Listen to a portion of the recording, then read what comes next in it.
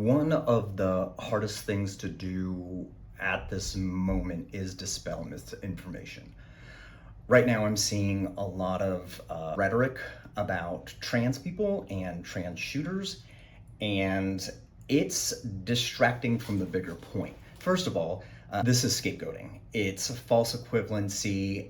If one person from a certain group commits a crime, everyone in that group must be the same. That'd be like me saying every bald person has road rage because one time I encountered one bald person who had road rage. It's absurd logic, but it's effective for those who want to weaponize fear. Scapegoating is one of the oldest tools of fascism. Pin blame on a singular group, convince the public that this is the singular enemy, sell them this fear that if we eradicate them, the problem just disappears.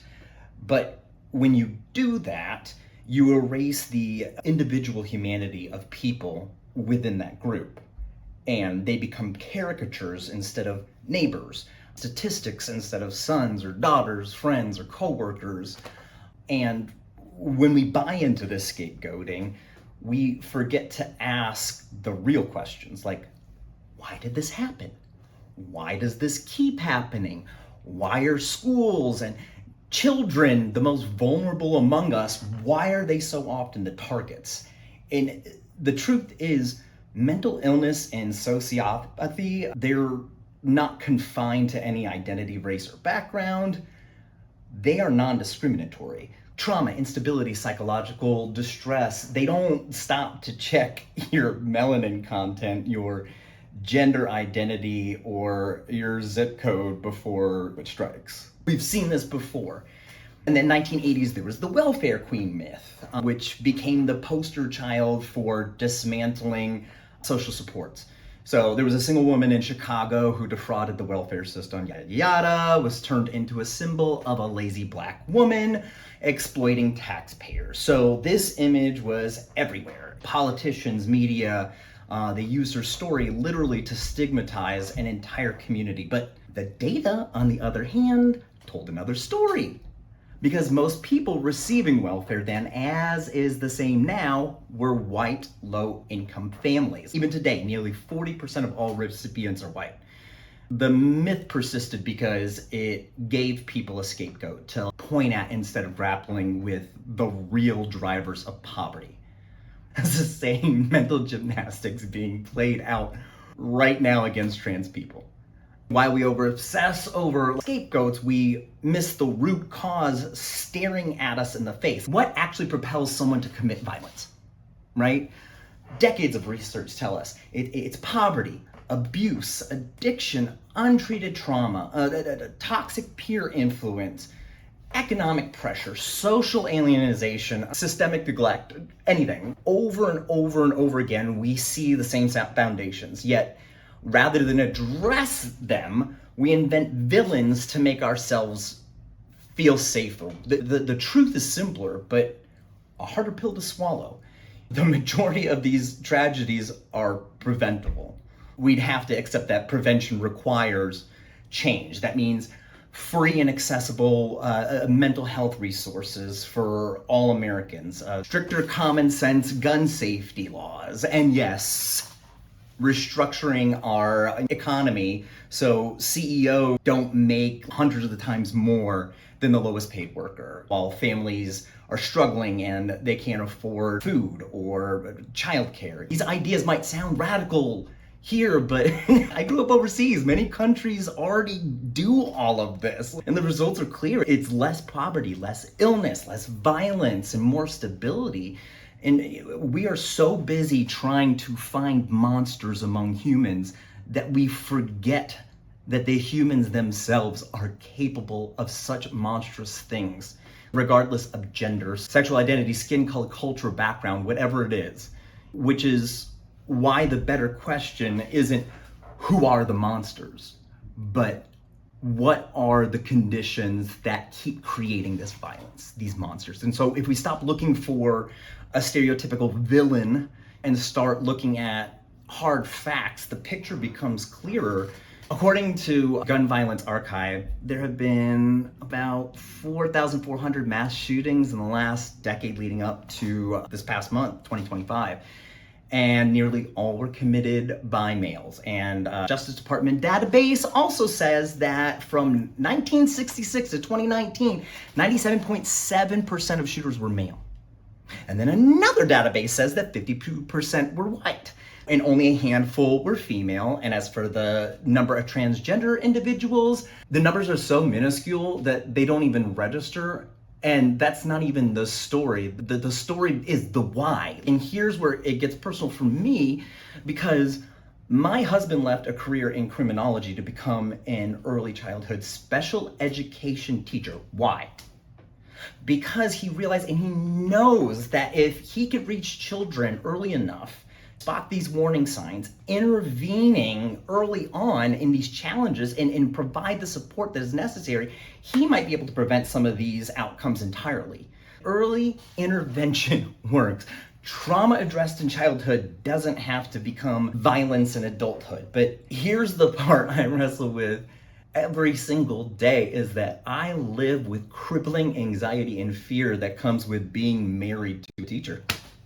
He walks in the front lines every single day, every single morning, and I have to somehow block out all of these negative thoughts or I will spiral because my mind instantly races to the worst case scenarios. What just happened in Minneapolis? And I can't. People hide in a bubble where everything is so nice and perfect because it's hard. This is reality. Teachers are targets. My husband, with his heart of gold, wanting nothing more to help children in need, is doubly a target simply for working in a school and because he's married to a man. Like, that constant fear is crippling and it never fully leaves me. And still, this is our reality. Yet, what do we hear in public discourse, right? Protect the children from drag queens, from immigrants, from trans people, whatever it might be, blah, the boogeyman, from anyone who doesn't fit the mold of normal. And that's not where the problem lies. The problem lies at home, in the crushing weight of parents working multiple jobs and still not making ends meet. They're in debt up to their ears and it just never goes away. You're paying debt for debt with debt. And everything is just stretched so thin that they can't even be present for their kids. And then cheap processed food that leads to poor health because they can't afford anything. And then that leads to addictions that follow, and then abuse. And then that just grows in silence, and the cycle breeds more violence and happens again and again and again. And then guns make it even more deadly. My mom, she's an avid hunter. Most of my friends are gun owners. Nearly all of them agree that people with histories of abuse, violence, or untreated mental health crises should not have easy access to firearms. We should have waiting periods. We should have safeguards. The Second Amendment debate is endless, but the truth is that gun ownership has always been tied to the idea of a well-regulated system. Regulation is no infringement. It is literally in the text, which brings me back to this. We need change, but blaming trans people or any scapegoated group for our natural crisis is not only wrong, it is inhumane. Like, I can't believe it's 2025 and we are still debating whether certain people even have the right to exist. What someone does with their body, their identity, or their life is no one's business but their own, so long as they're not harming anyone, obviously. But what is our business as a society is whether we are taking care of one another, whether or not we are raising children in an environment of stability and love and health and safety, whether we're creating systems that foster compassion and not apathy. Right now it's just apathy. Because at the end of the day, the problem isn't them. The problem is our structures, our choice, our refusal to confront the uncomfortable truth. And the solution, just as simple as it is us, just like choosing empathy, choosing humanity, choosing to build something better. I am just still completely baffled that we are having this conversation in 2025. The majority of my friends are queer queer identifying, trans, non-binary, and none of them have I ever seen exhibit such behaviors. So if it was all trans people, then all trans people would be like that, instead of looking at what is the bigger problem.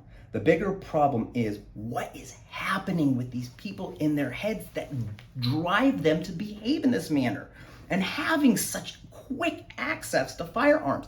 How is this happening? We have got to legislate this stuff. People, stop voting in people that are going against your interests, your own personal interests. Vote in the way in which you would in order to protect the future, to protect children in the future. I'm just so baffled that we are more concerned about guns and gun rights and gun ownership than we are about the fact that kids are freaking dying.